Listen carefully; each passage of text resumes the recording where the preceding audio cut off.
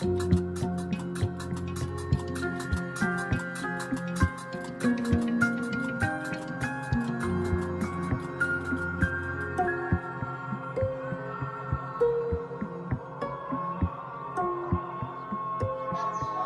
Coran, de l'arabe al-Quran, qui signifie récitation ou lecture, est le livre fondateur de l'islam, une religion partagée par plus d'1 milliard de fidèles dans le monde.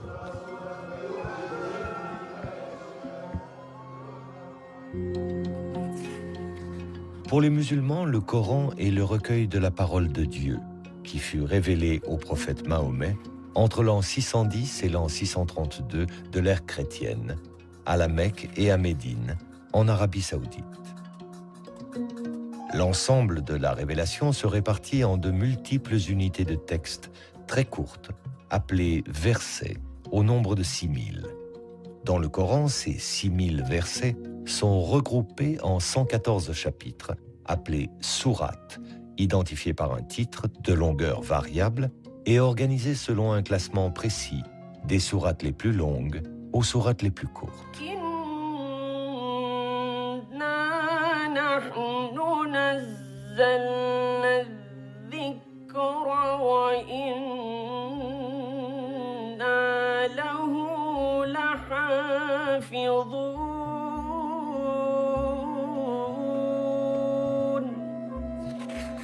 Pour la tradition musulmane, Dieu lui-même est le gardien du Coran.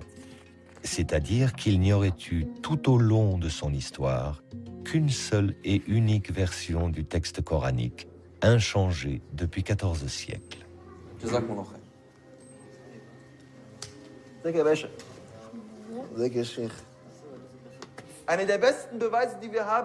L'une des meilleures preuves que nous ayons, c'est le fait que tous les Corans dans le monde entier soient concordants.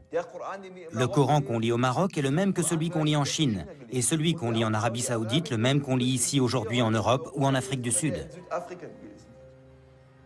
Où que l'on aille, quelle que soit la direction vers laquelle on regarde, c'est toujours le même Coran.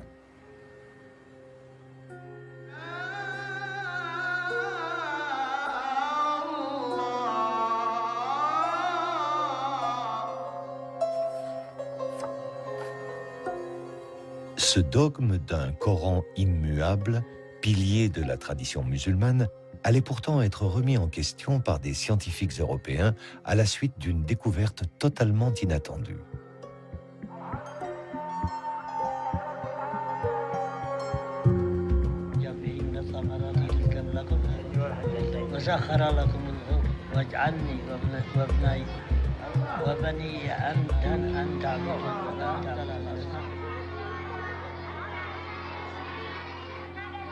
En 1972, le toit de la grande mosquée de Sanaa, la plus ancienne de la ville, s'effondre et laisse apparaître une sorte de cache où se trouvaient dissimulés depuis des siècles des milliers de parchemins. Paolo Costa, un archéologue italien présent lors de la découverte, alerte les autorités yéménites.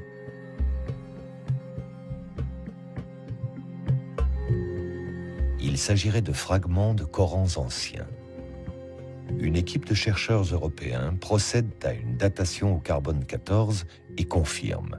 Ces fragments datent du tout premier siècle de l'islam, vers l'an 680 de l'ère chrétienne.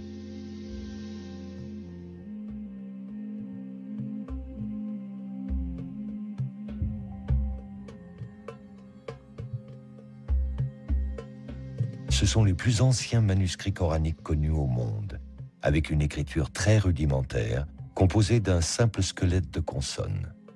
Un fonds inestimable aux yeux des scientifiques européens pour la connaissance de l'histoire du livre saint de l'islam. Ce fonds est actuellement en cours d'étude et c'est par ce biais que l'on a eu de nouvelles informations sur la transmission du texte coranique dans les premiers temps de l'islam. Et c'est là où l'on a découvert pour la première fois un manuscrit qui présentait une séquence différente des sourates de celle qui est canoniquement admise. Une organisation différente de l'ordre des sourates, mais aussi l'existence de palimpsestes, des fragments sur lesquels le texte initial aurait été effacé et remplacé par un autre. La présence également de mots étrangers, non arabes. En clair, des différences notables par rapport au Coran tel qu'il est aujourd'hui. Le Coran aurait donc eu, comme les autres livres saints, une histoire.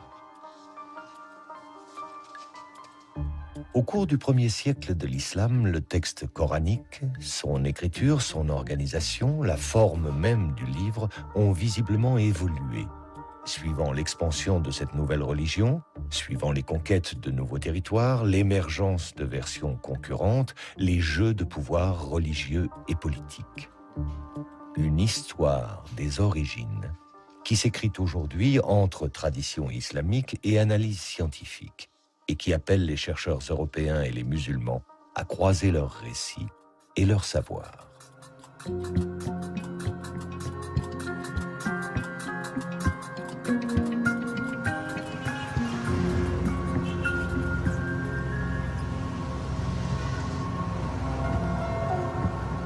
Ferid Haider est étudiant à l'Université libre de Berlin, au département des langues sémitiques et arabes. Mais en tant qu'imam, il est à ce titre porteur de la tradition musulmane. Un enseignement qu'il a reçu à l'Université Al-Azhar du Caire, haut lieu du savoir islamique.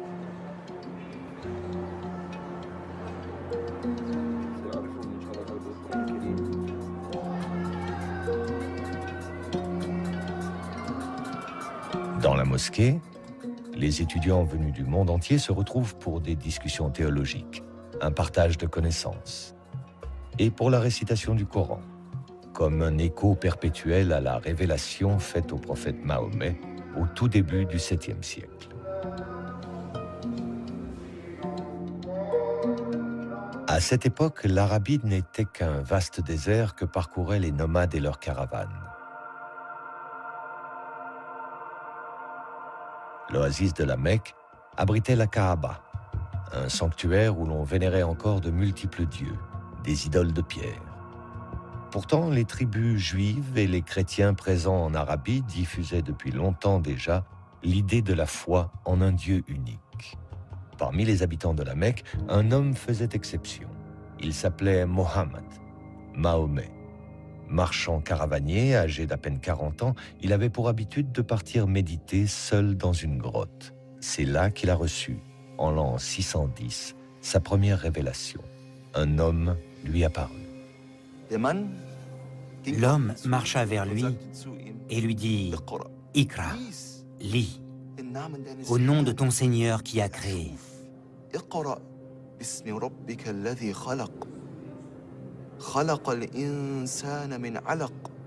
Qui a créé l'homme d'une adhérence.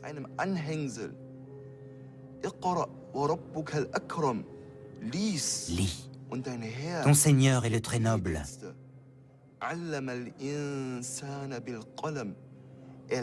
Qui a enseigné par la plume. A enseigné à l'homme ce que l'homme ne savait pas. Et cet homme que le prophète Mahomet a vu, c'était Jibraïl, l'archange Gabriel. Cet archange en qui les chrétiens et les juifs croient aussi. Ces 5 versets furent les premiers de la révélation faite à Mahomet. La révélation, tout entière recueillie dans le Coran, affirme avant tout que Dieu est unique et que Mahomet est son ultime prophète, son messager, dans la lignée d'Abraham, de Moïse et de Jésus.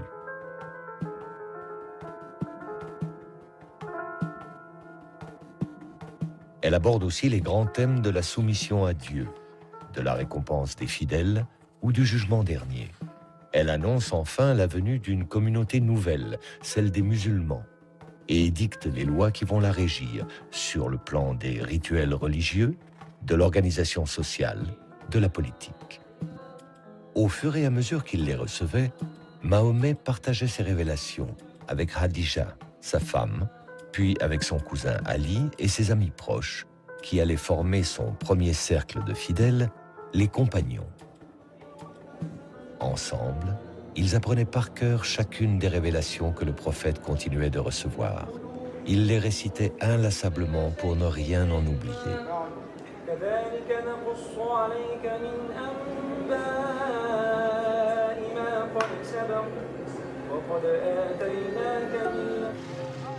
Si la Mecque est aujourd'hui le lieu le plus sacré de l'islam, appelant chaque année par millions les musulmans au pèlerinage autour de la Kaaba, il n'en fut pas ainsi au temps du prophète. Les Mécois se montrèrent tout d'abord indifférents aux prédications de Mahomet. Mais quand le prophète les exhorta à renoncer au culte païen des idoles, ils se mirent à le persécuter. Mahomet fut contraint de quitter la Mecque. C'est à Médine, une oasis où vivaient de nombreux Arabes convertis au judaïsme, que le prophète s'installa en l'an 622 avec ses premiers fidèles, les compagnons, dont Abu Bakr, Omar, Ousmane et son cousin Ali. Médine fut sacrée capitale du premier État islamique. À la tête d'une communauté nouvelle et dotée d'une puissante armée, le prophète Mahomet partit à la conquête de nouveaux territoires.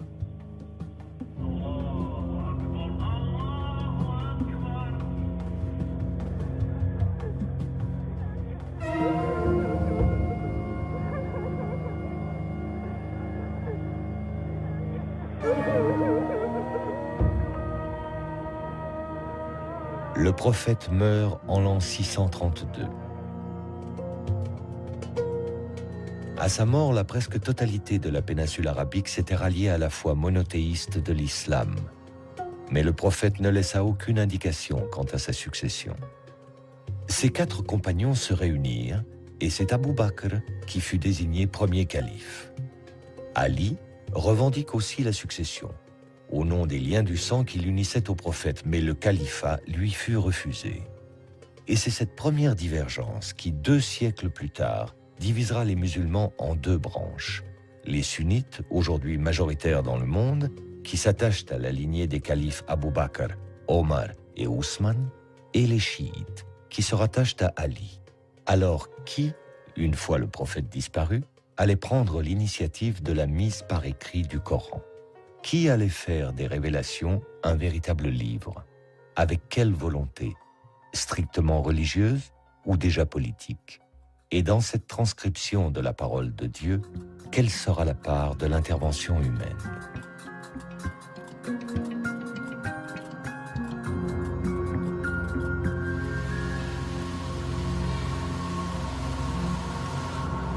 François Desroches est l'un des spécialistes mondiaux de l'histoire des manuscrits arabes. C'est à la Bibliothèque nationale de France, où est conservée l'une des plus importantes collections de manuscrits anciens, qu'il travaille actuellement sur des Corans provenant de Damas et du Caire. En tant que paléographe et codicologue, il applique au Coran une double analyse, à la fois de l'histoire de l'écriture et de l'histoire des codex, les plus anciennes formes de livres reliés. Dans les débuts de l'islam, la mise par écrit du Coran semble avoir été un enjeu important pour les communautés musulmanes. Il y a, semble-t-il, la volonté de réaliser ce qui était une promesse contenue dans le texte coranique, celle d'un kitab, d'un livre qui se matérialise, et on a bien l'impression que transcrire le texte coranique correspondait à une urgence de posséder un livre qui faisait de la communauté musulmane la détentrice d'une écriture au même titre que juifs et chrétiens qui étaient peuple du livre, Ahl al-Kitab.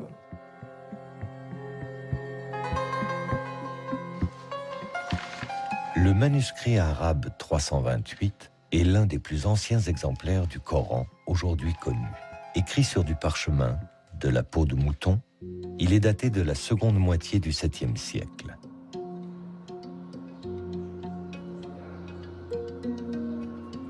Ce manuscrit fut découvert dans une cache de la mosquée Amr, à Foustat, l'actuelle banlieue du Caire, lors de la campagne d'Égypte menée par Bonaparte à la fin du XVIIIe siècle. Les fragments de parchemin qu'il contient, écrits par plusieurs copistes, représentent environ la moitié du texte coranique. En plus de ceux qui se trouvent à la Bibliothèque nationale de France, d'autres fragments sont conservés à la Bibliothèque nationale de Russie à Saint-Pétersbourg, à la Bibliothèque apostolique Vaticane à Rome et dans une collection privée à Londres. Le manuscrit est particulièrement intéressant parce qu'il nous montre un certain nombre de caractéristiques de la transmission du texte coranique à l'époque ancienne, et notamment le fait qu'il était assez commun à ce moment-là de se mettre à plusieurs pour copier le texte sacré.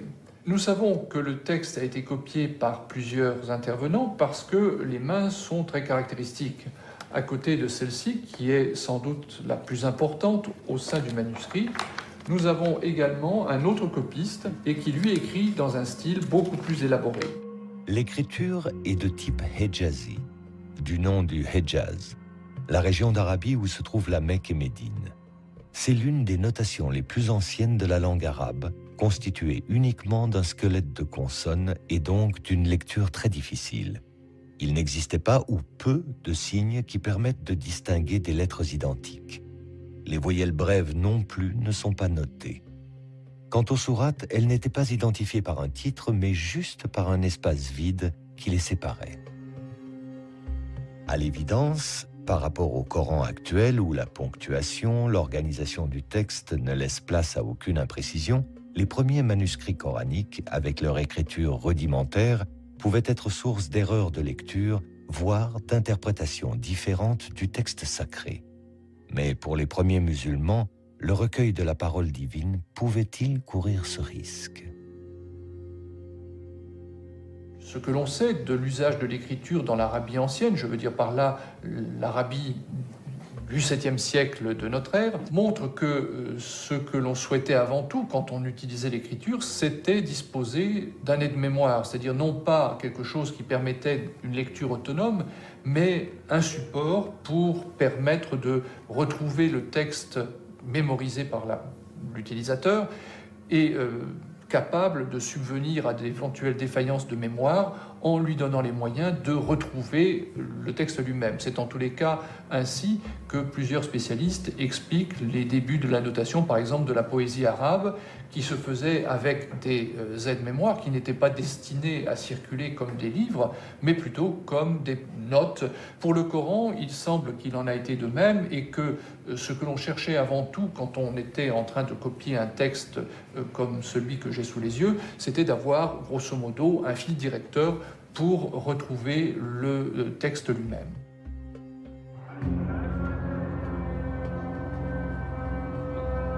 Même utilisée comme aide-mémoire, et malgré ses insuffisances orthographiques, la mise par écrit de la révélation coranique montre la grande confiance que témoignaient les premiers musulmans dans la capacité d'un livre à assurer la sauvegarde de la révélation coranique.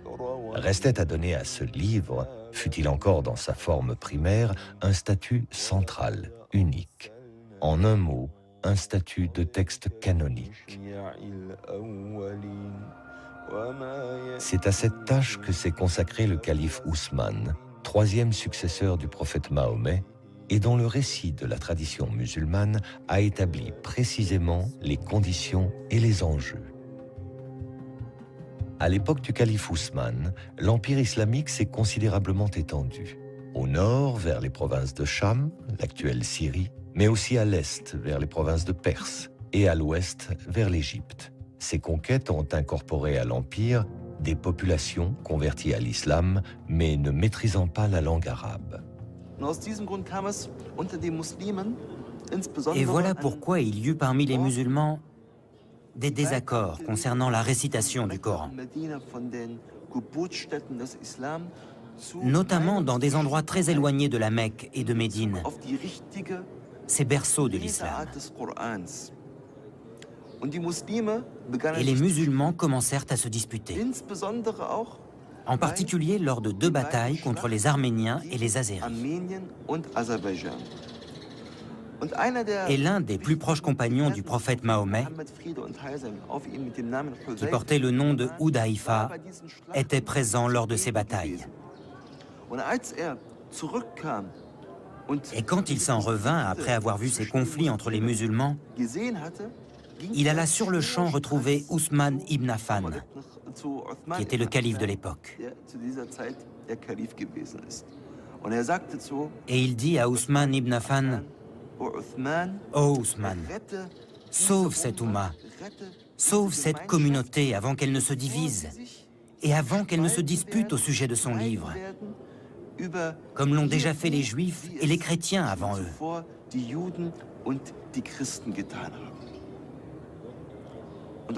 Et Ousmane ibn Affan prit cet avertissement très au sérieux. Et c'est la raison pour laquelle il fit convoquer une commission à laquelle il demanda de faire plusieurs copies du Coran. De Médine, les copies furent envoyées vers les principales villes de l'Empire musulman, vers la Mecque, Basra, Koufa, Damas et le Caire. Le calife Ousmane imposait ainsi sa version officielle que la tradition musulmane retiendra comme la Vulgate d'Ousmane, la forme canonique du texte coranique qui, encore aujourd'hui, est la version de référence. Mais l'imposition de cette Vulgate se fit au prix de décisions despotiques. D'autres versions du texte coranique existaient dans l'Empire, concurrentes, avec un nombre de versets ou une organisation différente des sourates. Les plus connues furent celles de Ali, le cousin du prophète Mahomet, qui, selon la tradition chiite, aurait compté 3 fois plus de révélations coraniques que la Vulgate d'Ousmane, et celle d'Ibn Masoud, qui fut lui aussi un des proches du prophète. Le calife Ousmane interdit ces versions concurrentes à la sienne et demanda leur destruction définitive. Ibn Masoud, qui ne voulut s'y soumettre, fut publiquement châtié.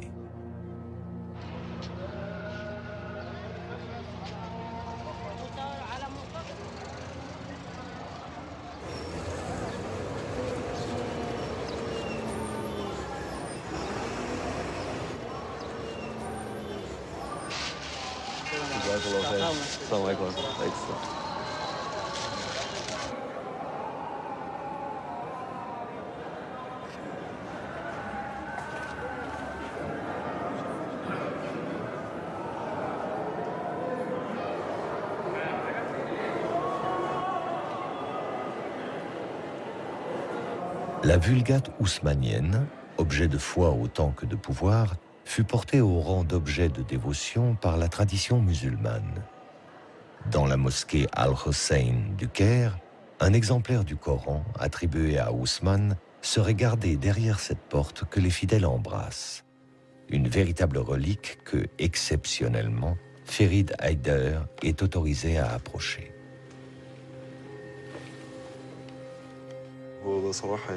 À vrai dire, c'est un très grand moment pour moi. Ceci est bien l'un des exemplaires du Coran qui a été écrit à l'époque d'Ousmane. Que Dieu soit satisfait de lui. Tout simplement, on s'accorde pour dire que ce Coran est l'une des 6 copies que le calife Ousmane avait ordonné d'écrire. On peut voir les pages et prendre connaissance de cette écriture. Il est grand au nom d'Allah. Il n'y a ni ponctuation ni voyelle. Bismillah.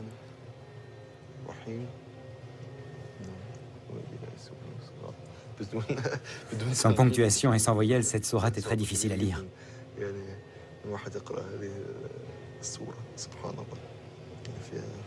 Je peux voir la dernière page?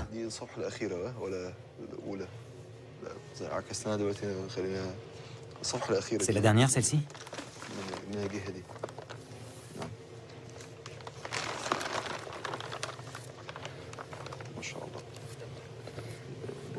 C'est la dernière. C'est la sourate An-Nas, les hommes, n'est-ce pas? Oui, gloire à Dieu. C'est grandiose, c'est incroyable quand on y pense. Que ce Coran ait été écrit de la main de l'un des vénérés compagnons. Que Dieu soit satisfait d'eux. Il y a d'autres informations que l'on doit connaître au sujet de ce Saint Coran? Ce Coran pèse 80 kg. 80 kg, c'est très lourd. Oui, c'est très lourd. Et il fait combien de pages? 1087 feuillets. Combien? 1087 feuillets. Ah.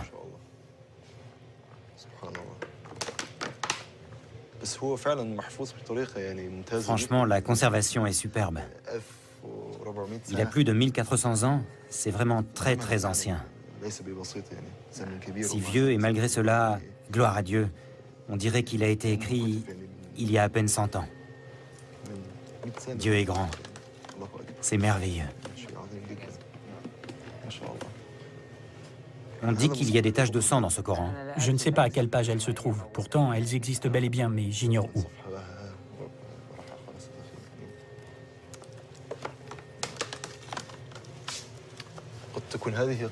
Est-ce que ça pourrait être ça, les marques de sang? Elles existent bien, mais elles sont effacées. Vous voulez dire qu'elles ne sont pas visibles? Non, pas très visibles. D'autres Corans, aussi volumineux et tachés de sang, sont répertoriés dans le monde musulman, à Istanbul et à Tachkent, en Ouzbékistan pour les plus connus. Considérés comme contemporains du calife Ousmane par la tradition musulmane, aucun d'eux n'a pu être historiquement daté, les scientifiques y voyant plutôt des copies tardives du 8e ou 9e siècle. La légende qui les accompagne, en revanche, reflète bien une vérité historique attachée au Coran. Le règne d'Ousmane fut une longue crise. Après 10 années d'un pouvoir despotique, en l'an 656, il fut assassiné dans son palais de Médine, entouré de Corans, précise la tradition, expliquant ainsi les taches de sang califales sur les pages du texte sacré. Les révoltés auraient accusé Ousmane d'avoir imposé par la force sa seule version officielle du Coran. Le Coran, c'était plusieurs livres et toi, tu les as réduits à un seul. Allusion directe aux versions concurrentes d'Ali et de Ibn Masoud, détruites sur ordre d'Ousmane. Ali, qui avait revendiqué la succession par ses liens de sang avec le prophète Mahomet, fut porté au pouvoir. Mais son règne tourna court. Ali fut destitué par un jeune gouverneur de Syrie, du nom de Muawiyah, un proche du calife Ousmane. Ali est assassiné à son tour. Muawiyah s'empara alors du pouvoir et fonda en l'an 661 la puissante dynastie des Omeyyades. Une dynastie sunnite qui allait régner sur l'empire musulman à partir de sa nouvelle capitale, Damas.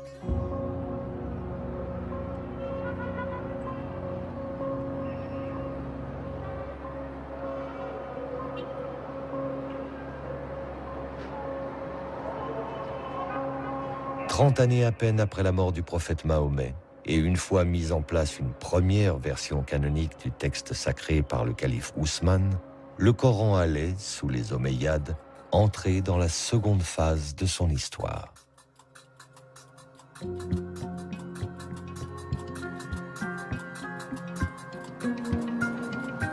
En déplaçant sa capitale de Médine à Damas, l'Empire musulman situait désormais le siège de son pouvoir religieux et politique dans un environnement plus complexe, voire plus hostile que ne l'était l'Arabie. Il fallut d'abord faire face à la révolte des chiites, menée par le fils d'Ali, Hussein, qui sera massacré à Karbala, en Irak, décapité par les armées omeyyades lors d'une bataille.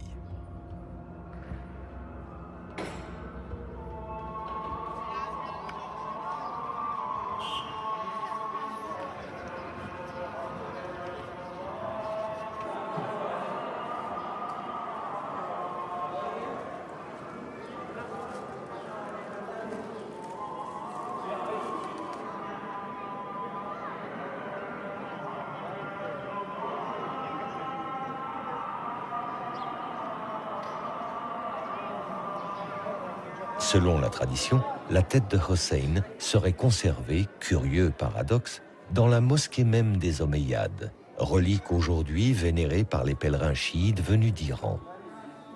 Avec le massacre de Hussein, les Omeyyades ne mettaient pas fin à la lignée chiite, mais ils amorçaient une victoire future, symbolique. Les chiites allaient reconnaître la Vulgate d'Ousmane comme texte coranique officiel et unique pour l'ensemble de la communauté musulmane. L'autre défi, d'importance, se trouvait du côté de Byzance et de son puissant empire chrétien gréco-oriental, lui-même héritier de l'Empire romain. Les conquérants arabes musulmans lui avaient déjà ravi les provinces de Syrie et d'Égypte, mais pour le calife Muawiyah, l'influence de Byzance sur la Méditerranée restait un obstacle pour lui qui voulait porter l'islam vers l'Ifriqiya, la porte de l'Afrique du Nord.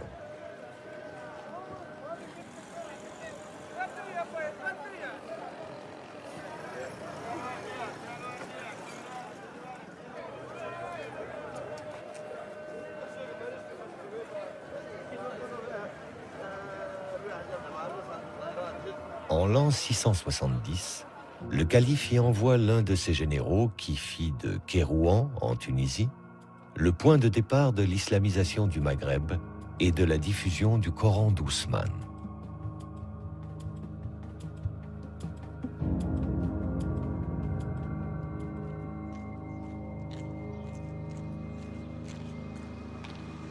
Le général y édifia une grande mosquée et les fidèles musulmans nouvellement convertis y furent regroupés autour du seul et unique Coran d'Ousmane.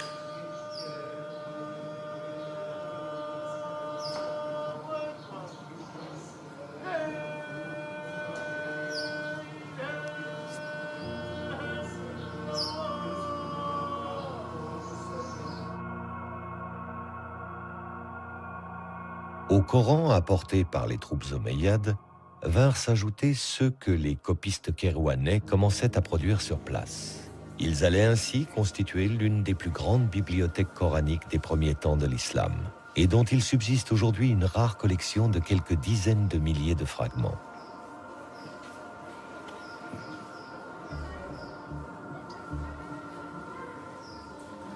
Parmi eux, 2 exemplaires historiques de Coran de l'époque omeyyade. Considérés aujourd'hui comme patrimoine de la ville, témoins de l'histoire de Kérouan, l'analyse de ces Corans anciens fut récemment confiée à François Desroches.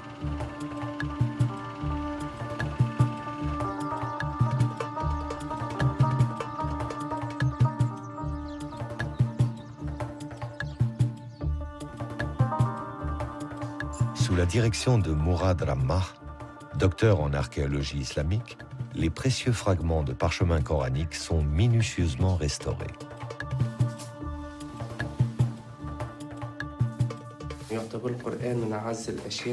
Le Coran est considéré comme l'une des choses les plus précieuses pour la communauté musulmane. Le Coran occupe une place très particulière dans le cœur de chaque musulman. C'est pourquoi, lorsque je restaure un manuscrit sur lequel sont écrits des versets du Coran, cela éveille un autre restaurateur en moi. Quand je restaure un manuscrit, en général, j'essaie de faire la plus belle restauration possible, de la plus belle forme, pour que le manuscrit se conserve au mieux. Mais quand je restaure un manuscrit coranique, ça me procure un sentiment de plénitude, un sentiment de bonheur réellement indescriptible. Car on préserve une chose investie d'une valeur culturelle et humaine qui, pour l'islam, est unique.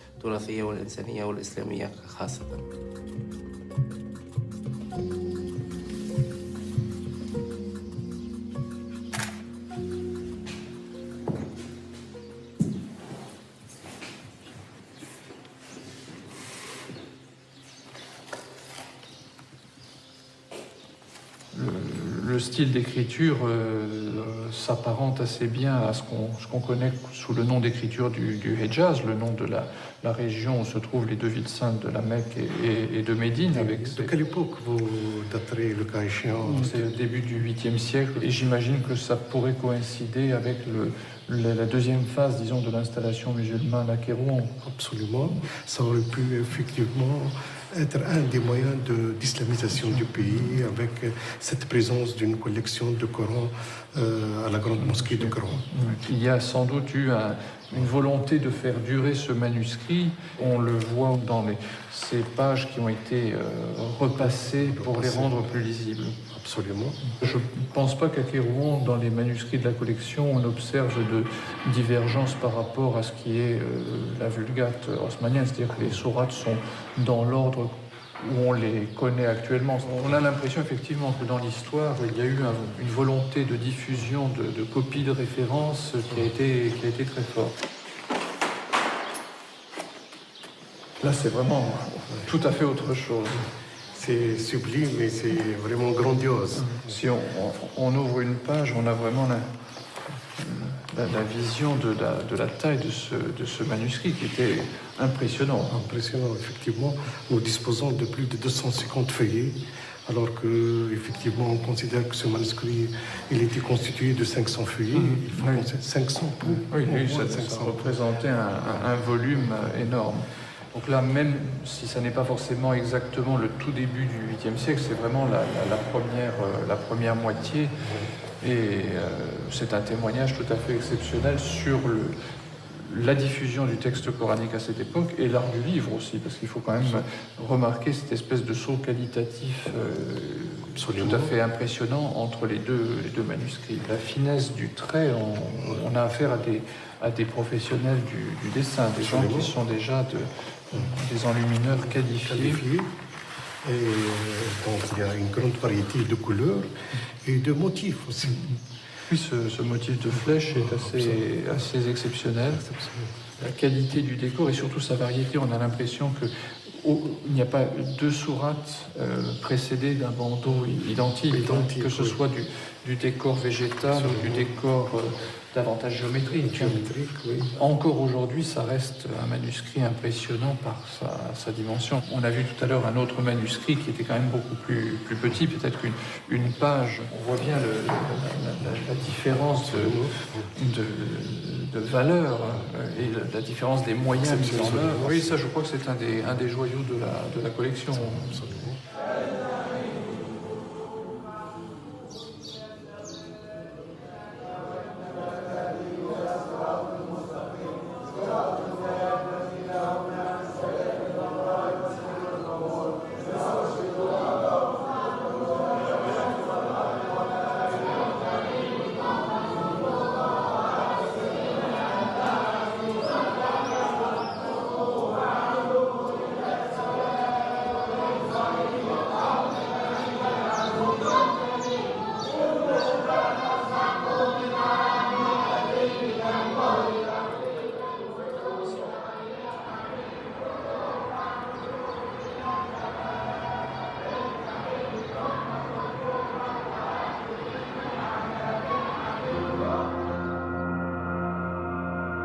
Avec des territoires conquis de la Méditerranée aux confins de l'Asie centrale, l'islam pouvait affirmer sa puissance face à l'empire chrétien de Byzance comme troisième et dernière religion révélée.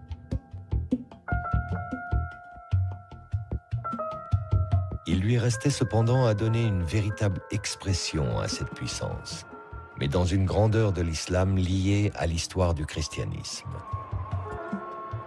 L'artisan en sera Abd al-Malik, le calife le plus flamboyant de la dynastie des Omeyyades.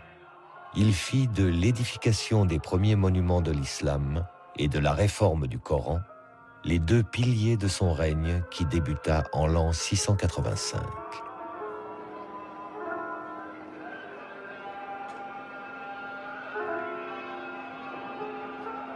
Sur l'emplacement même de la mosquée, avant que la région ne soit conquise par les musulmans, se trouvait une petite église dédiée à Saint Jean le Baptiste, une figure chrétienne présente dans le Coran sous le nom de Yahya.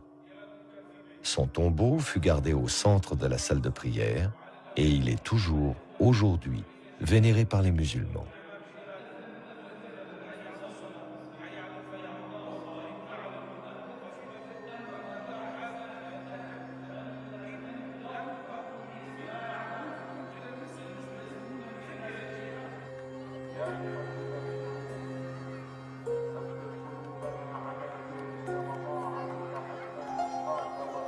La présence des chrétiens en terre musulmane s'est également traduite dans l'art des décors omeyyades, dont la grande mosquée de Damas témoigne encore et que François Desroches vient observer aujourd'hui, cherchant à en établir le lien entre l'architecture et les Corans omeyyades, dont un en particulier, rarissime, qui fut découvert à Sanaa en 1972. Les décors vont être sans doute la façon la plus directe de percevoir les changements qui sont opérés et qui introduisent une synthèse entre le savoir-faire des sujets chrétiens ou juifs de l'Empire arabe et les besoins des nouveaux maîtres. On fera appel à des artisans et des artistes chrétiens, certains qui seraient même venus prêtés par l'empereur byzantin. Et les décors qu'ils vont installer sont bien sûr marqués par la culture qui est la leur, adaptés naturellement aux exigences particulières du monde musulman.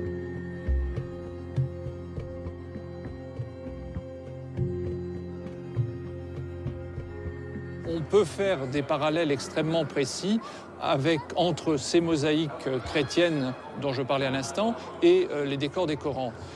Dans les enluminures qui ornent les Corans d'époque omeyyade, on peut peut-être trouver une trace de l'influence de ces grandes constructions. On peut naturellement rapprocher la structure de la grande mosquée de Damas avec cette enluminure qui figure sur la page de droite de ce célèbre fragment trouvé à Sanaa il y a de cela quelques années.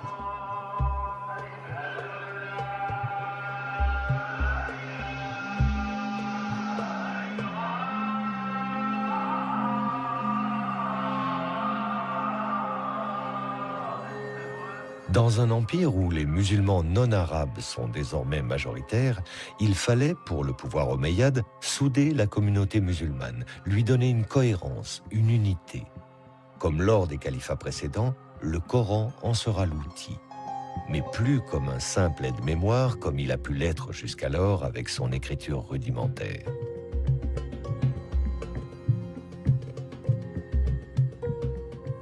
Pour le calife omeyyade Abd al-Malik, l'amélioration de la Vulgate d'Ousmane s'imposait. Au défectueux squelette de consonnes, il fit ajouter des ponctuations très précises.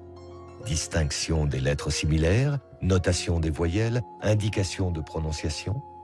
Ainsi complété, le texte coranique ne pouvait plus prêter à des erreurs de lecture ou à des interprétations contradictoires ou dissidentes. Le calife Abd al-Malik appela les foules musulmanes à ne suivre que ce qu'il imposait comme l'unique version du Coran, celle d'Ousmane, mais au texte désormais définitivement fixé. Et comme le fit le calife Ousmane avant lui, Abd al-Malik fit envoyer des copies officielles dans les capitales de l'Empire.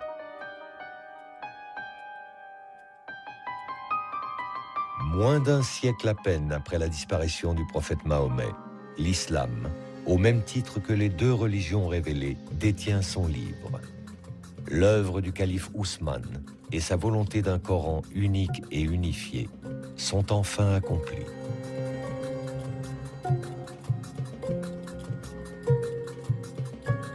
La Vulgate d'Ousmane, vénérée par la tradition musulmane, est la seule référence pour l'édition du Coran aujourd'hui dans le monde. Mais l'histoire des origines du Coran n'a pour autant pas encore livré tous ses mystères. Une inestimable collection de photographies qu'on croyait à jamais disparues vient de réapparaître. Entre les années 1920 et 1930, Gotthelf Bergstrasser, un chercheur orientaliste allemand, parcourut la Méditerranée de la Turquie au Maroc en passant par Damas et le Caire jusqu'aux grandes bibliothèques européennes à la recherche de Corans du 1er siècle de l'islam. Il en photographia les pages par milliers, constituant ainsi l'une des plus riches sources d'informations sur l'histoire du Coran. Dans la lignée des grands orientalistes allemands, Gotthelf Bergstrasser avait pour projet d'approfondir la recherche sur le texte coranique. Mais son rêve s'est achevé, en pleine guerre, en 1944. L'Académie des sciences de Bavière a été bombardée. On déclara les archives détruites, anéanties. Les archives de Bergstrasser avaient été en fait volontairement dissimulées, peut-être par crainte à l'époque d'engager une analyse du Coran probablement jugée trop sensible. Retrouvées en 2007, elles ont été confiées à une unité de recherche de l'Académie des sciences humaines de Brandebourg, appelée Corpus Coranicum, et dirigée par le professeur Angelika Neuwirth. Pour elle et son équipe, le fonds photographique de Bergstrasser, par sa richesse, augure de plusieurs années de recherche passionnantes et soulevant l'enthousiasme des scientifiques européens, comme avaient pu le faire il y a plus de 30 ans les fragments de Sanaa au Yémen. Que va-t-on découvrir? Quels secrets ces archives vont-elles révéler de l'histoire du Coran au premier temps de l'islam? Il est encore trop tôt pour le dire, mais il est sûr que les archives de Bergstrasser offrent une opportunité nouvelle, exceptionnelle, d'élargir le champ d'analyse du Coran, mais avec une approche, aujourd'hui, partagée entre tradition scientifique et tradition musulmane. Nous essayons toujours de transcrire et d'analyser les manuscrits les plus anciens du Coran, car ils sont d'une plus grande importance et sont plus proches de l'époque à laquelle le Coran a été envoyé sur Terre.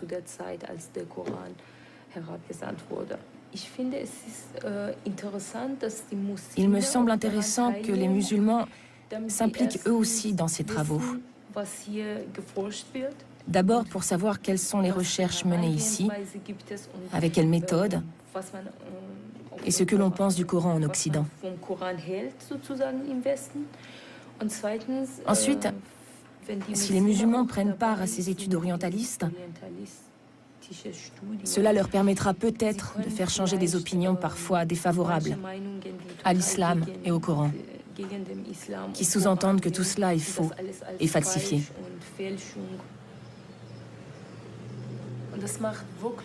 C'est vraiment passionnant de transcrire ces manuscrits coraniques. On voit par exemple, quand on lit une sourate, la 20e sourate par exemple, je l'ai transcrite 3 ou 4 fois. Et maintenant, je la connais par cœur. Et petit à petit, je comprends ce qu'ont ressenti à l'époque les gens qui lisaient le Coran. Moi, je trouve que c'est très utile de collecter des manuscrits et de les examiner. C'est très important pour les musulmans, parce que, en tant que musulmans, nous partons bien sûr du principe, comme il est dit dans le Coran d'ailleurs, que c'est Dieu qui a préservé le livre, avec les moyens dont disposent les hommes, bien sûr. J'aurais peut-être une autre question. Comment ressens-tu finalement, en tant que musulmane, le fait de participer à un tel projet qui est quand même dirigé et qui a été mis en place par des orientalistes, c'est-à-dire par des scientifiques non musulmans? Cela ne m'a jamais vraiment posé de problème. Il est vrai que nous avons une autre approche du Coran. Nous le percevons vraiment en tant que livre saint. Et nous y voyons notre religion. Donc tu n'y vois pas de contradiction? Personnellement, moi non plus. Pour autant que je sois au courant de ce projet, je ne ressens pas là de contradiction. C'est vrai. Parce que ces gens travaillent de façon très objective. Et scientifique. Et ils ont un point de vue scientifique. Et je ne pense pas que nous, en tant que musulmans, devions avoir de problème avec une approche scientifique. Oui. Parce que je pense qu'en tant que musulmans, nous devons peut-être tout simplement avoir, ou trouver, la force d'aborder la question sous un angle scientifique. Oui, absolument. Ne serait-ce que pour montrer que nous n'avons pas peur. Parce que si je dis que je ne veux pas d'une approche scientifique, que ça me suffit de croire que ça vient vraiment de Dieu et que ça n'a pas été falsifié, c'est un signe extérieur de faiblesse. Oui. Ça voudrait dire que j'ai peur que cela mette en évidence quelque chose qui ne serait peut-être pas très bon pour nous, musulmans, ou pour l'islam, parce que cela contredirait ce en quoi nous croyons. Mais je n'ai aucun souci là-dessus. De toute façon, en Allemagne, les orientalistes sont toujours des Allemands. Et je trouve que ce ne serait pas mal que les musulmans aient un jour la possibilité d'y prendre part. Un peu, oui. Absolument. L'un de nos premiers objectifs est de partager nos propres constatations ou nos propres points de vue sur le Coran avec des musulmans. À long terme, nous espérons bien sûr pouvoir fédérer autour d'une idée qui n'est d'ailleurs pas neuve, à savoir que l'on peut mettre nos deux traditions sur un même plan et que l'on peut tirer des enseignements de toutes les deux. Ce qu'il nous faut, c'est une interaction. Ce qui, face à la mondialisation, devrait d'ailleurs être le cas depuis longtemps. Interaction entre deux traditions du savoir qui peuvent en quelque sorte s'aligner. En ce sens, nous sommes dans le même bateau que les musulmans. Et nous ne voulons en aucun cas pratiquer notre recherche coranique de façon, comment dirais-je, académique. Alors qu'il y a des millions de musulmans qui sont curieux, qui s'intéressent et qui disposent eux-mêmes d'un savoir que nous n'avons pas. Si nous voulons vraiment nous approcher du Coran, nous avons besoin d'une étroite collaboration avec des érudits musulmans. Sans eux, ce n'est pas possible.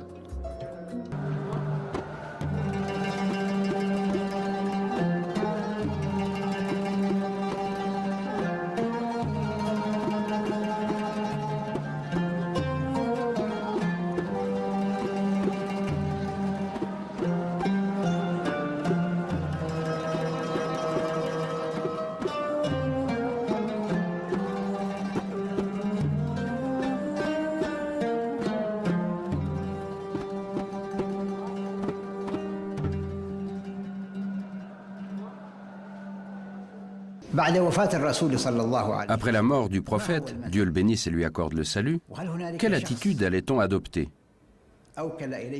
Et y a-t-il une personne que le prophète ait désignée pour commander aux musulmans après lui?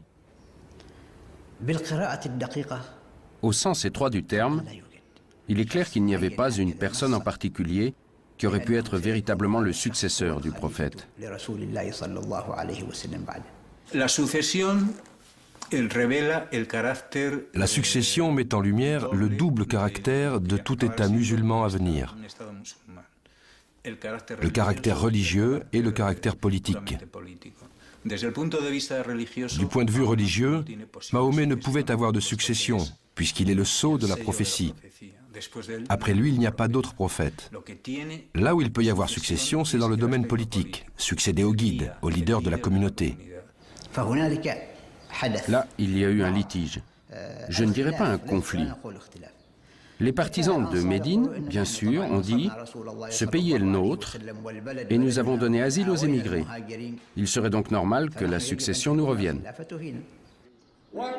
Un homme entra dans la mosquée et dit « Les Médinois se sont réunis dans le vestibule des Saada et ont fait allégeance à Saad, leur chef. » Abou Bakr se leva et sortit avec Omar, laissant Ali auprès du prophète. En entrant dans le fameux vestibule, ils y trouvèrent réunis tous les Médinois qui leur parlèrent ainsi. « Nous voulons nommer comme chef l'un des nôtres. Choisissez-en un parmi vous, un prince, et de cette manière tout le monde sera content. » Abou Bakr prit la parole. Et après avoir cité tous les versets du Coran faisant l'éloge des Médinois, il ajouta « Mais vous savez que le prophète a dit « La fonction de présider appartient aux Mécois Koraïchites. » Les partisans médinois s'écrièrent « S'il faut absolument un Koraïchite, nous désignerons Ali, le gendre du prophète. C'est le plus renommé d'entre les Koraïchites. » Mais Omar dit alors à Abou Bakr « Étends la main et reçois notre serment, car tu es un respectable Koraïchite et le plus digne. » Et Omar lui prêta serment. Alors les Médinois, honteux de leur résistance, se précipitèrent vers Abou Bakr et prêtèrent devant lui le serment d'allégeance. Mais ce qu'on peut dire à propos de cette réunion, c'est qu'elle marquait le début du conflit qui allait traverser l'État arabe médiéval. Un conflit politique et culturel. Ce conflit devrait nous permettre de découvrir les prémices des différents schismes religieux et intellectuels. Ces courants ne sont qu'une réaction à ce qui s'est passé pendant cette réunion du vestibule. Et nous allons constater que cet état de fait va se refléter dans la lecture du texte coranique même. Lorsque la nouvelle se répandit à Médine, Abou Soufian, l'ancien chef des Koraïchites païens, converti lors de la prise de la Mecque, dit à Ali « Pourquoi abandonnes-tu le pouvoir à Abou Bakr, qui est du clan le plus insignifiant d'entre les Koraïchites?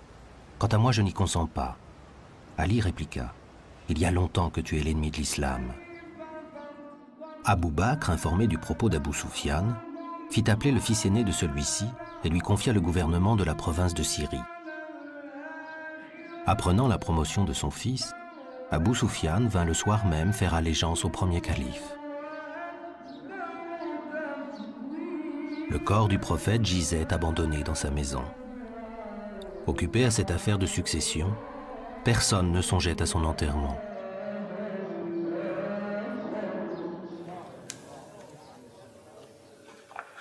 Quel héritage Mahomet a-t-il légué en tant que prophète? À sa disparition, il y a d'une part des fragments d'un Coran dispersés dans tant de mémoires de compagnons, et d'autre part le souvenir de ses gestes et paroles, les hadiths. Il faudra attendre longtemps, 2 siècles, pour que les souvenirs du personnage seulement humain de Mahomet soient élaborés en cette énorme institution hadith, ou tradition prophétique. Cette institution de hadith prendra une place telle qu'elle aura quasiment la même autorité que le texte révélé, le Coran. L'islam sera alors peut-être indûment ce jeu de miroir entre la parole de Dieu et ce qui la rend humainement audible, la parole du prophète sacralisée dans le hadith. Une des erreurs concernant le prophète qui a contribué à la pétrification de l'islam durant les siècles qui ont suivi, c'est la sacralisation des hadiths, c'est-à-dire de ses paroles et de ses faits et gestes. Les sunnites considèrent tous les compagnons comme des témoins infaillibles et presque comme des demi-dieux. C'est ce que je pense et j'espère ne pas me tromper, car ils les considèrent comme des guides qui ne se trompent jamais, et ceci n'est pas une vision objective. Il faut être réaliste. Même les compagnons du prophète étaient d'abord des politiques. Quand le prophète est mort, on s'est réunis chez les Saada. Et ceux qui étaient chez le prophète et qui ont entendu parler de cette réunion s'y sont précipités. On dit que le prophète n'a été enterré que 3 jours après sa mort. C'est historique. Donc la vision objective, c'est celle du Coran qui considère les compagnons comme des êtres humains qui peuvent commettre ou non des erreurs et que Dieu jugera. Donc les politiques se partageaient le pouvoir et luttaient pour l'avoir. C'est dans ce contexte que des hadiths ont été rajoutés, qui donnent un caractère surhumain à un simple individu qui disait « Je ne suis qu'un homme ». La tradition insiste sur le fait que Mahomet distinguait bien, quand il parlait, l'ordre du révélé et les paroles qui étaient les siennes en tant qu'homme. Il interdisait que celles-ci soient d'une manière ou d'une autre consignées. Pourtant, beaucoup plus tard, à la lumière de cette affaire de succession, un hadith va opérer comme un symbole et devenir une jurisprudence politique. بقولكم قصة صغيرة حدثت مع السيدة فاطمة بنت رسول الله عليه الصلاة والسلام مع سيدنا أبو بكر اللي هو الخليفة الأول من خلفاء الرسول عليه الصلاة والسلام. القصة إنه المسلمين كانت غنائمهم كبيرة كتير من خيبر، وكان الرسول عليه الصلاة والسلام له حصة من هي الغنائم اللي هي كانت أرض فدك، وأرض فدك معروف إنه هي أرض خصبة فيها أشجار مثمرة وما إلى ذلك. فبعد وفاة الرسول عليه الصلاة والسلام راحت السيدة فاطمة إلى أبو بكر الصديق باعتباره الخليفة الأول لرسول الله وبإيده أمر المسلمين كلهم. شو قالت له؟ طالبت بحصتها من ماذا؟ من أراضي خيبر أو من ميراث والدها. فذهبت إلى سيدنا أبو بكر وطالبت بذلك. لكن أبو بكر شو قال لها؟ قال لا والله إني لسمعت رسول الله عليه الصلاة والسلام يقول نحن معاشر الأنبياء لا نورث ما تركناه صدقة. Dès la mort de Mahomet, pratiquement toute l'Arabie va contester la religion qu'il a apportée. Mettant en cause le pilier de l'aumône obligatoire, la zakat, les provinces d'Arabie vont diriger les armes contre un pouvoir central à peine né. Ce violent reniement, dont l'un était dirigé par une femme prophétesse, Soujah, va être vigoureusement réprimé par le premier calife Abou Bakr. Telle sera la seule réalisation de son court mandat, qui aura duré 20 mois. Les Koraïchites ont été à l'avant-garde pour réprimer la rébellion qui a éclaté à la mort du prophète. Après le retour des rebelles à l'islam, on a décidé qu'il serait mieux d'orienter le potentiel guerrier de ces gens vers l'extérieur des frontières. Autrement, ils ne tarderaient pas à reprendre les armes à l'intérieur. De là est venue l'idée des conquêtes. Les commandants de ces armées étaient de la tribu des Koraïchites, les nouveaux convertis. Et la plupart des soldats étaient ces nomades qui avaient participé à cette rébellion. Il va de soi que lorsqu'une nation est occupée à faire des conquêtes, elle en vient à oublier ses querelles internes. En politique, c'est connu. Lorsqu'un État ou une organisation, quel qu'il soit, doivent affronter un péril extérieur, l'union se fait à l'intérieur.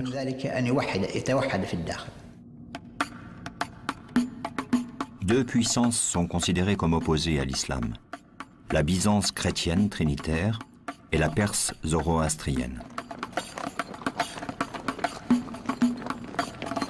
Face à ces deux adversaires, les musulmans vont donner un autre sens à la notion de djihad. Jusque-là, notion générale qui désignait dans le Coran et pour Mahomet n'importe quel combat contre le mal, que ce mal soit en soi-même ou partout autour de soi. Vers 637, après avoir conquis l'empire perse chancelant, Omar, au nom de ce même djihad élargi, affrontera Constantinople. Quant au fait que l'islam se soit répandu par la force, si nous cherchons dans le Coran pour voir si l'islam ordonne l'utilisation de la force, dans les versets du Coran et la Sunna, la tradition du prophète, nous voyons bien qu'il n'y a aucune obligation à se convertir à l'islam. Aucune contrainte. Quand le Coran parle des objectifs du combat, il dit « Combattez dans la voie de Dieu contre ceux qui vous feront la guerre. Combattez-les jusqu'à ce que vous n'ayez point à craindre la tentation. » Il les met en garde contre la perte de leur liberté de croyance, afin que les musulmans ne soient pas opprimés et qu'ils ne soient pas détournés de leur foi.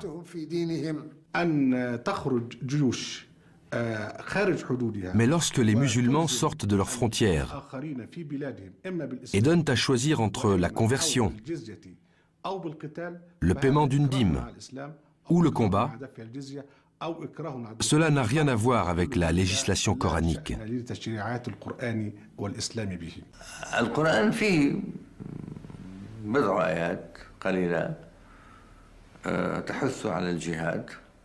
Dans le Coran, il y a quelques versets qui incitent au djihad. Les croyants se battent sur la voie de Dieu. Cela veut dire que lorsqu'ils conquièrent des pays, ils commencent par proposer l'islam. S'il est accepté, ils y entrent pacifiquement. Sinon, ils entrent par la force.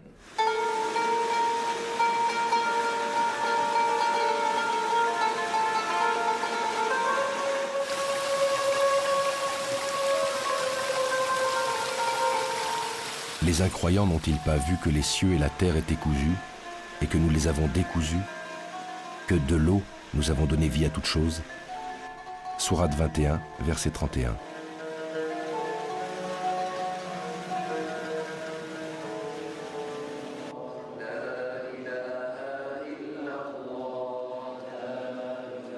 Omar fonde l'administration à l'image d'un véritable État. Il institue une fiscalité, devient un mythe de la justice directement rendu par le chef. Après 10 ans de califat, Omar mourra assassiné par un esclave tueur à gages. Si le Coran a recommandé la consultation générale, Shura, dans tout ce qui concerne les affaires publiques, y compris la désignation du pouvoir suprême, Omar a laissé un testament politique désignant seulement 5 notables qui nommeront son successeur, le 3e calife Othman. La carte de l'expansion sera jalonnée par les tombeaux des compagnons combattants, qui deviendront des lieux d'attachement et de souvenir à l'islam originel, celui de Mahomet.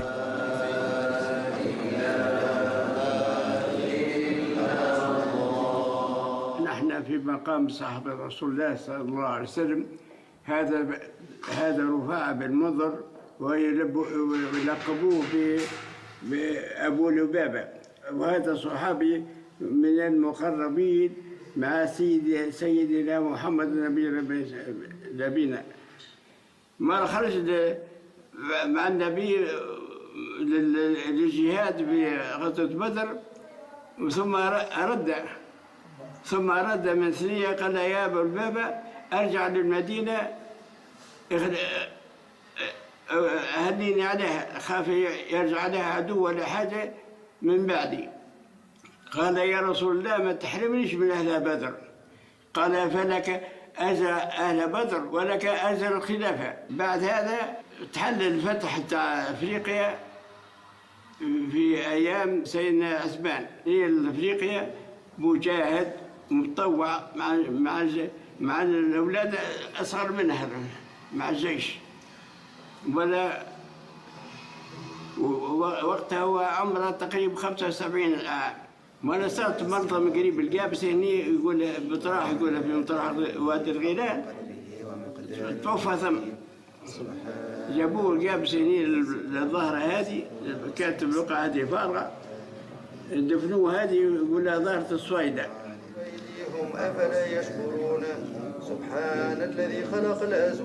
Au fur et à mesure que les conquêtes se poursuivaient, la mort sur les champs de bataille de nombreux compagnons, témoins des faits et gestes du prophète, rendait urgente une tâche délicate, la compilation du Coran. Il faut se souvenir que le Coran s'est transmis d'abord oralement. Les musulmans, même aujourd'hui, comprennent et considèrent le Coran comme un phénomène oral, avant de le considérer comme une réalité textuelle. C'est la récitation qui est l'expérience la plus authentique et la plus profonde que l'on puisse avoir du Coran.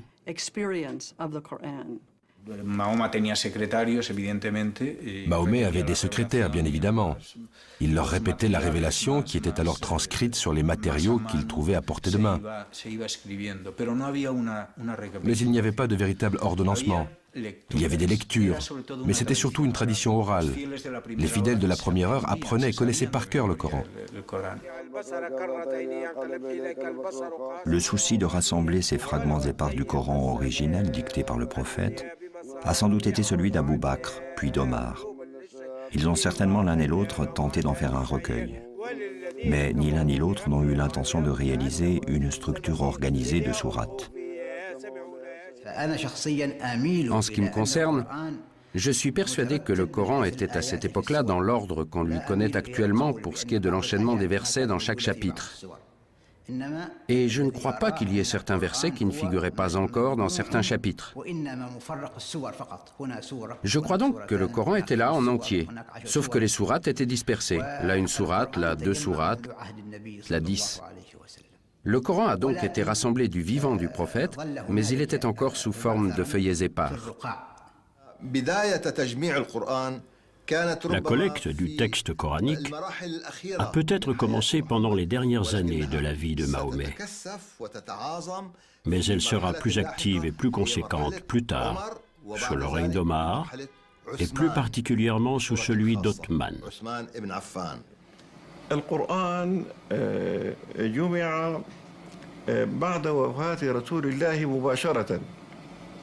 Le texte du Coran a été rassemblé juste après la mort du prophète.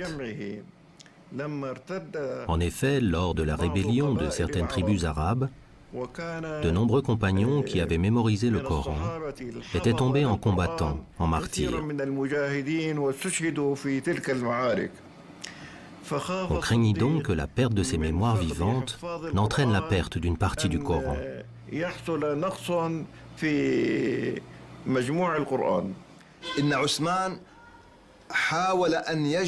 Othman a essayé de collecter toutes les planches sur lesquelles étaient écrits les versets du Coran. On entend par planches les peaux d'animaux sur lesquelles on a écrit les versets.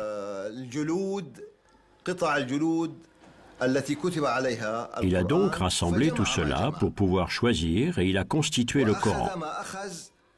C'est ce qu'on appelle le Coran d'Othman. Puis, si l'on en croit les chroniques, il a détruit le restant des planches.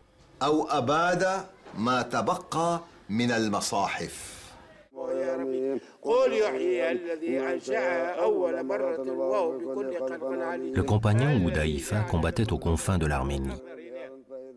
Revenu de l'expédition, il se précipita dans la maison du califat sans même, disent les chroniques, avoir pris le temps de rentrer chez lui.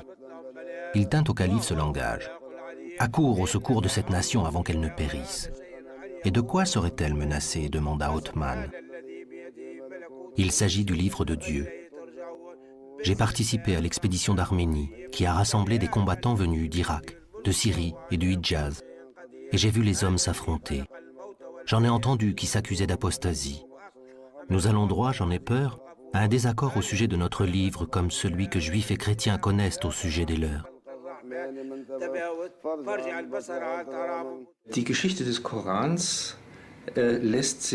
Il est impossible, aujourd'hui encore, d'écrire clairement l'histoire du Coran.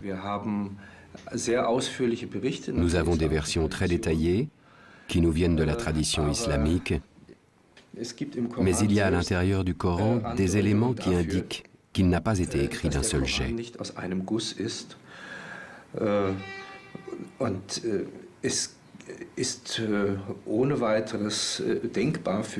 Pour moi, il est imaginable, ou en tout cas très plausible, que le Coran ait continué à se développer, même après la mort du prophète.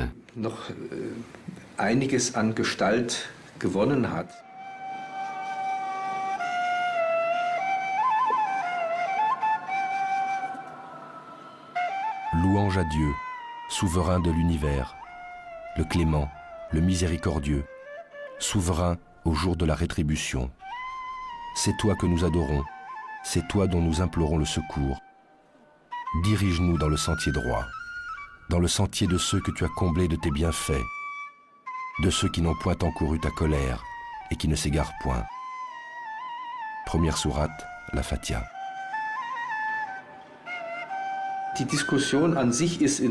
La discussion sur la première sourate est en soi intéressante. Lorsqu'on regarde plus précisément, on voit que c'est comme une prière. Elle est complètement différente du reste du Coran, d'un point de vue littéraire.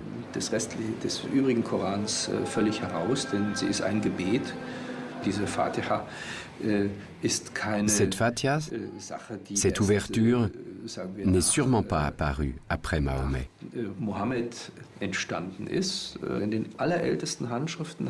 Mais elle s'appelle Fatiha el-Kitab, comme si elle était l'introduction du livre. Ce qui ne veut pas forcément dire que c'est la première sourate du livre, mais plutôt le chapitre d'invitation.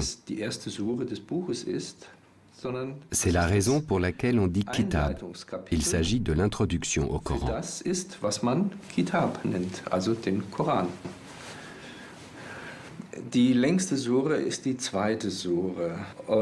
La plus longue des sourates est la seconde. Or, si on observe sans parti pris cette sourate, on s'aperçoit que c'est un assemblage de répétitions, un assemblage de sujets qui s'entrechoquent brutalement. On pourrait presque dire que cette sourate donne l'impression de réunir tous les versets laissés pour compte dans la rédaction du Coran.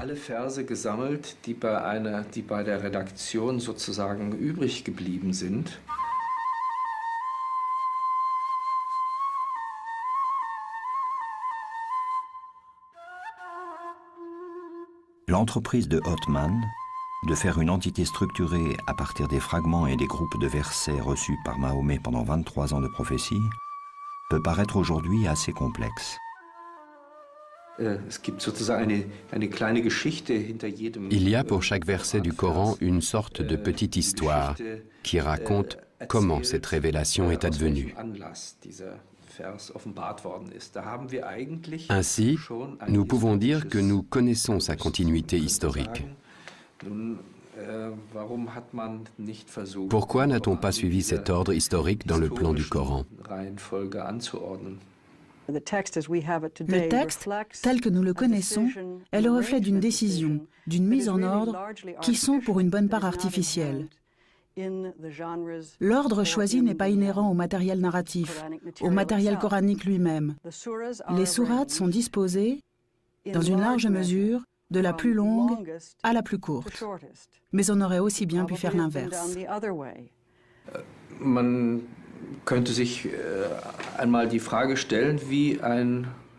On peut se demander à quoi ressemblerait un livre contenant l'ensemble des révélations placées dans leur ordre d'apparition.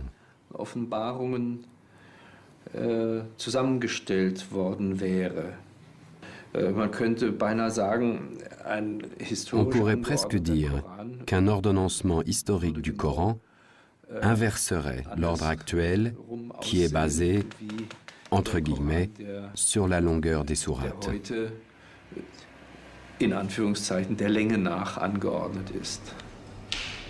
La tradition présente les choses d'une manière simplificatrice. Othman, initiateur de ce grand projet, en vertu de sa position de calife, désignera une commission de 5 anciens secrétaires du prophète. Il énonce la règle qu'une citation soit attestée par 2 compagnons irréprochables, comme étant un passage du Coran, et la voici consignée comme telle. Pourtant, déjà à l'époque, tout n'allait pas de soi.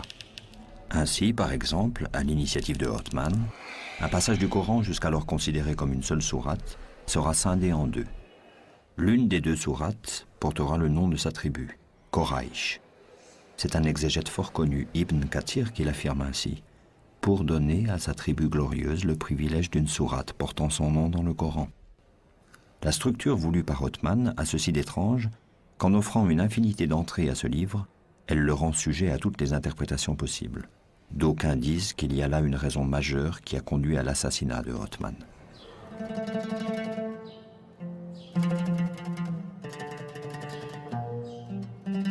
Pour enterrer Othman, on le porta sur le battant d'une porte, de sorte qu'on entendait sa tête cogner contre le bois. On le déposa, et tandis que l'on procédait au rite mortuaire, un groupe de Médinois vint leur dire « Non, nous en jurons par Dieu, vous n'allez pas célébrer pour lui la prière des morts. » Un homme dans le cortège dit « Ainsi vous voulez nous empêcher de célébrer une prière pour lui? Eh bien Dieu et ses anges ont déjà béni son âme. » Ses compagnons conseillèrent à cet homme de s'en tenir là et de se taire. Il obéit. Ils reprirent la dépouille et repartirent en courant. Ils arrivèrent à l'orée du cimetière des croyants. Un Médinois vint à leur rencontre et dit « Par Dieu, non, vous ne l'enterrerez pas dans le carré de l'envoyé de Dieu, et nous ne vous laisserons pas célébrer pour lui la prière. » Ils s'en furent. Arrivés au cimetière juif, ils creusèrent un trou et célébrèrent la prière. Quand ils précipitèrent le corps d'Othman dans le trou, sa fille se mit à hurler. Un des présents lui dit « Dieu m'en est témoin, si tu n'arrêtes pas, je te couperai ce qui te sert à porter les yeux. » Ils l'enterrèrent sans mettre de pierre, se contentant de recouvrir le corps de terre. L'écriture arabe procédait du nabatéen, qui ne traçait que les consonnes, dont plusieurs avaient la même graphie.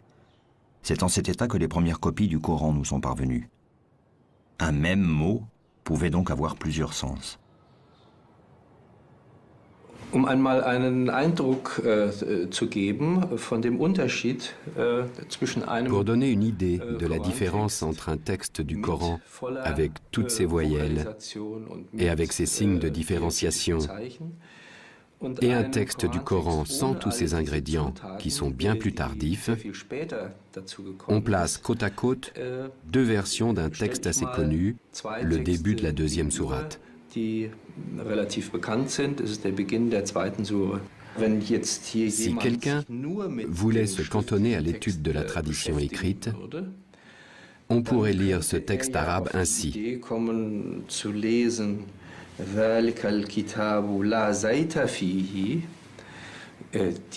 livre ne contient pas du tout d'huile d'olive.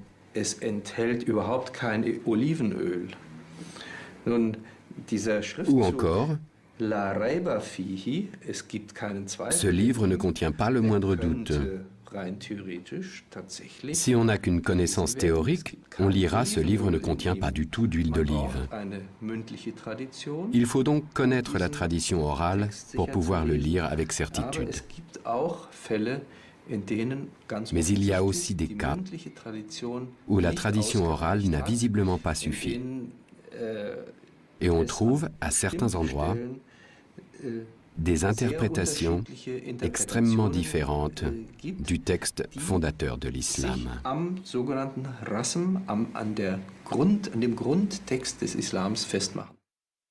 Nous n'avons envoyé avant toi, dit le Coran à Mahomet, aucun apôtre auquel Satan n'eût suggéré des erreurs dans la lecture d'un livre divin. Mais Dieu abroge ce que Satan suggère et affermit le sens de ses signes. Sourate 22, verset 51. En plus des difficultés de déchiffrement, voici qu'apparaît dans le Coran la notion de l'abrogation. Ainsi les fameux versets sataniques, qui ont bien été transmis, même dans leur version intégrale, et qui ont été tout de suite après retirés du Coran.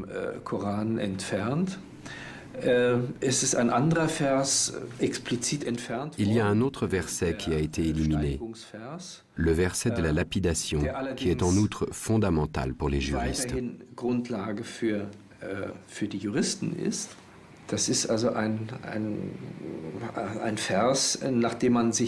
C'est un verset sur lequel on a fondé une pratique juridique. Mais on sait que le prophète l'a fait ôter du Coran. Le vieux et la vieille adultère, lapidez-les jusqu'à ce que mort s'en suive. Tel est le châtiment que Dieu leur réserve. Verset retiré du Coran.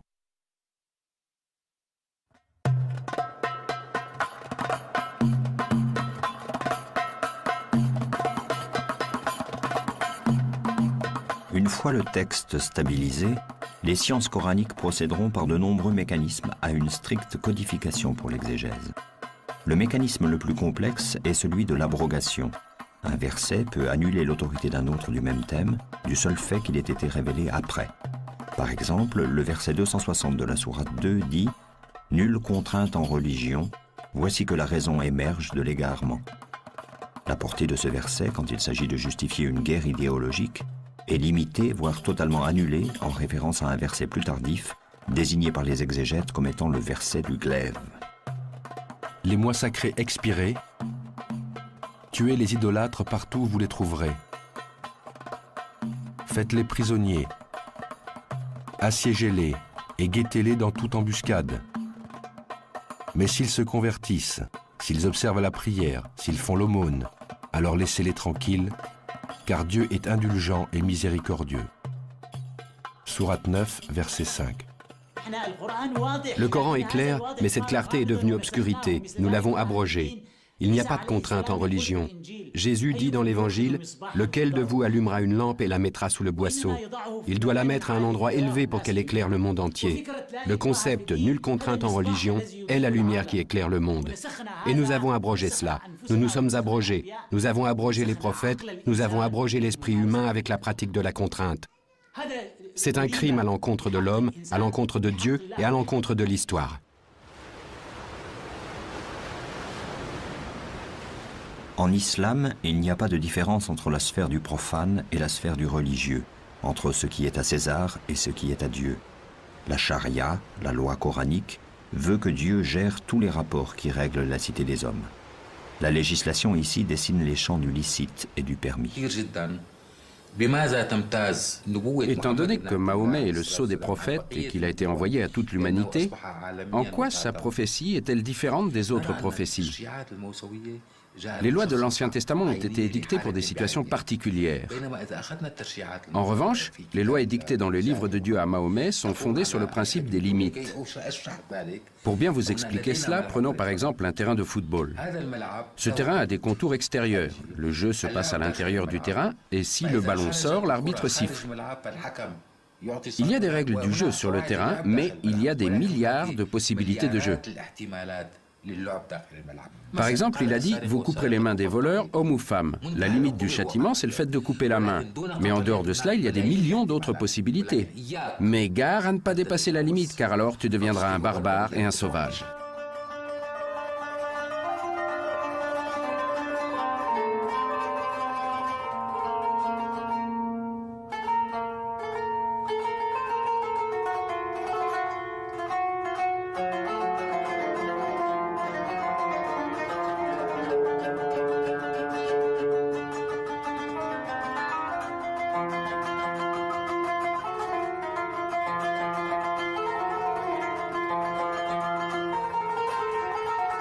Nulle bestiole et nul volatile qui ne forme comme vous des nations. Nous n'avons rien omis dans le livre. Sourate 6, verset 38.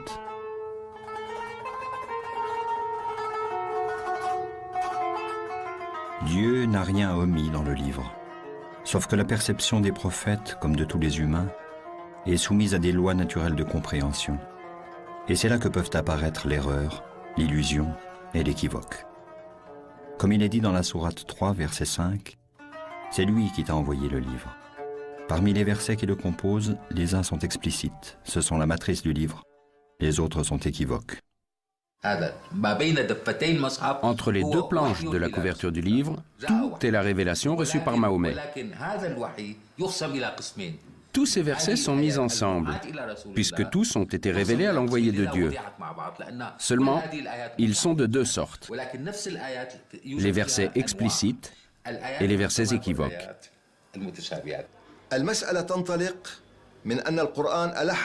Coran, dans un verset, insiste sur le fait qu'il y a des versets équivoques, c'est-à-dire ambigus, et des versets dont l'énoncé est clair et le sens absolu.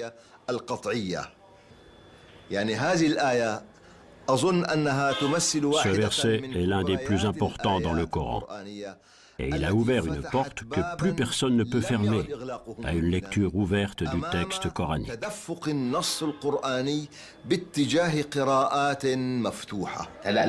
Les versets explicites reçus dans le message prodigué à Mahomet et aux prophètes qui l'ont précédé peuvent subir des variations, commandées par Dieu d'époque en époque.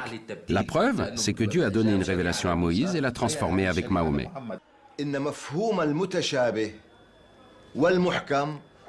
Le Coran ne désigne pas explicitement quels versets sont équivoques et quels versets sont explicites. Le Coran ne les définit pas de façon absolue. Leur signification reste ouverte. En conséquence, ce verset, dont le but était de différencier entre équivoque et explicite, est lui-même équivoque, c'est-à-dire ambigu, ce qui élargit l'horizon du texte coranique.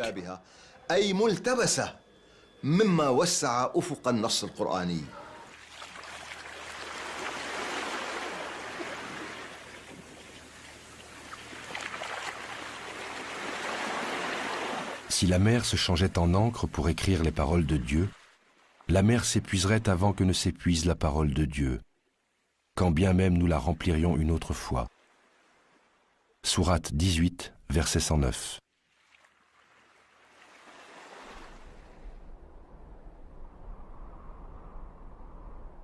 En 656, après la mort de Othman, de très nombreux points de fuite vont se dessiner à l'occasion de la Fetna, la sanglante guerre civile du début de l'islam. Empêché de gouverner, le 4e calife Ali, cousin et gendre de Mahomet, conclura cette ère de califes clairvoyants qui ont marché sur les pas du prophète. Le pouvoir sera désormais essentiellement, sinon totalement, politique. Pendant un siècle au moins, et à partir de là, il s'exercera sous la menace des révoltes et des scissions qui donneront naissance aux principales doctrines, sunnisme, chiisme, kharidjisme. Par-delà ces dissensions, la figure de Mahomet se maintient vive et comme encore présente dans les cités, les villages et chez le petit peuple. Portrait du prophète, d'après Tabari. Il était de taille moyenne, ni très grand, ni très petit. Son teint était d'un blanc rosé, ses yeux étaient noirs. Les cheveux de sa tête étaient longs et lui allaient jusqu'aux épaules, ils étaient noirs. Sa barbe qui entourait tout son visage était bien fournie. Son nez était droit, ses dents écartées. Son cou était blanc, son dos était charnu et robuste. Entre les deux épaules, il avait une excroissance de la grandeur d'un dirham, entouré de poils non clairsemés, mais touffus. Au fil des siècles, l'islam de Mahomet ira à la rencontre des peuples du monde. De l'Espagne à l'Inde, de Byzance au Maghreb, de la Perse aux profondeurs de l'Afrique et de l'Asie. C'est toute une civilisation riche de savoir, de science, de culture et de spiritualité qui se bâtit. Aujourd'hui, plus d'1 milliard d'hommes et de femmes se réclament d'un même livre, le Coran, d'un même prophète, Mahomet, et d'un Dieu unique qu'ils partagent dans le message de Moïse et de Jésus, au-delà des conflits et de l'ignorance, avec d'autres femmes et d'autres hommes.